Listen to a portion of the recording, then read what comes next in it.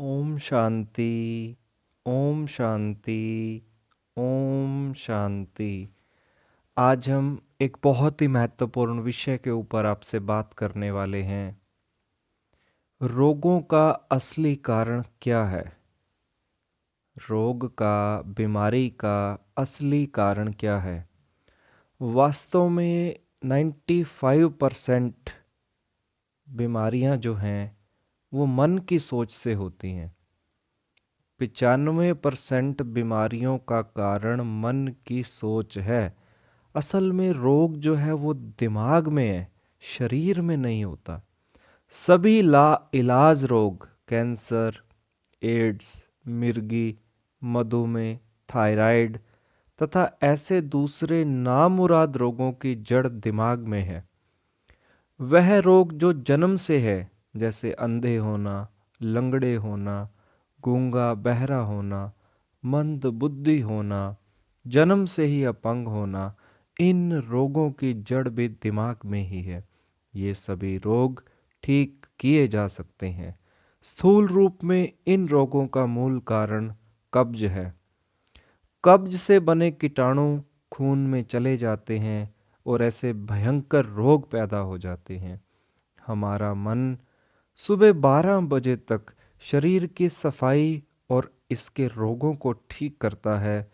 इसलिए किसी भी रोग को ठीक करने का उत्तम ढंग प्रत्येक व्यक्ति को सुबह 12 बजे तक उपवास रखना चाहिए। अगर उपवास नहीं कर सकते तो सिर्फ फल या जूस पर रहना चाहिए। इसके साथ साथ मन में सकारात्मक संकल्प रखने चाहिए। जिस व्यक्ति में सतो गुण होता है उसका मन स्वस्थ रहेगा। जिस व्यक्ति में सतो गुण होता है उसका मन स्वस्थ रहेगा। रजोगुण और तमोगुण की अधिकता मन का कुपोषण है।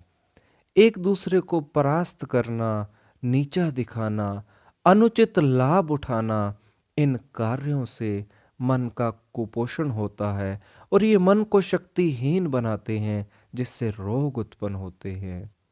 विनम्रता जीवन का सबसे महान गुण है। यह मन के लिए उत्तम विटामिन है।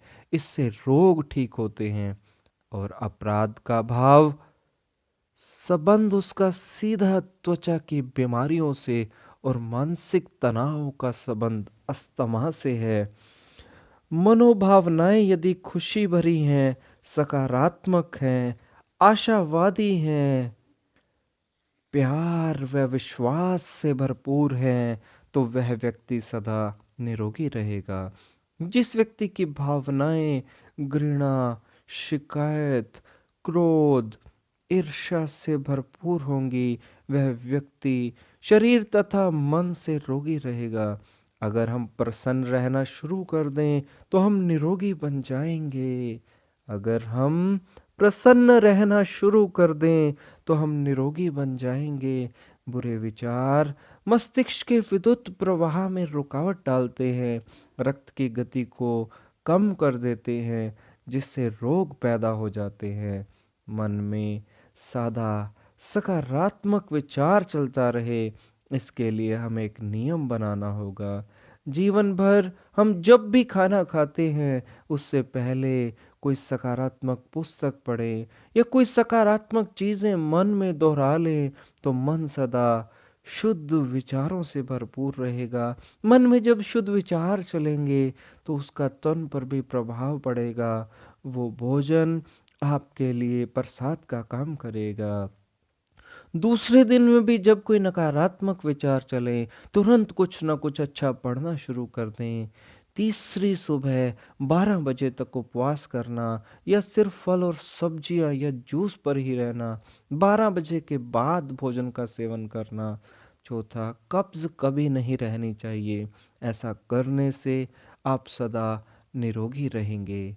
तो आओ, तन से निरोगी रहने के लिए मन को सदा सकारात्मक विचारों से भरपूर करें। कहा भी जाता है, जैसा हम सोचते हैं वैसा हमारा जीवन भी बनता जाता है। जैसा सोचोगे तुम वैसा बन जाओगे।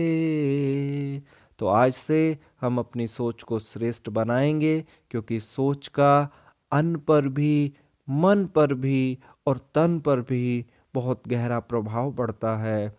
आओ सकारात्मकता से खुद को भरपूर रखें। ओम शांति, ओम शांति, ओम शांति।